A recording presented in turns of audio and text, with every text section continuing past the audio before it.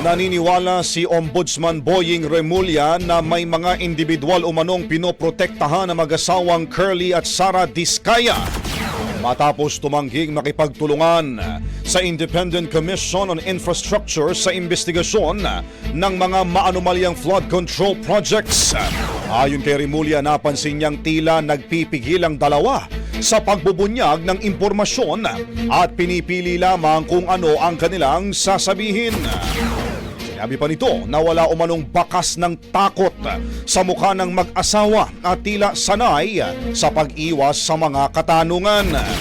Idinagdag pa ng ombudsman na ginagawa umano ng mag-asawa ang lahat upang hadlangan ang pag-usad ng katotohanan sa isinasagawang investigasyon ng ICI. Ang bahaging ito ay hatid sa atin ng DriveMax Herbal Capsule. Lalaking angat, tumatagal.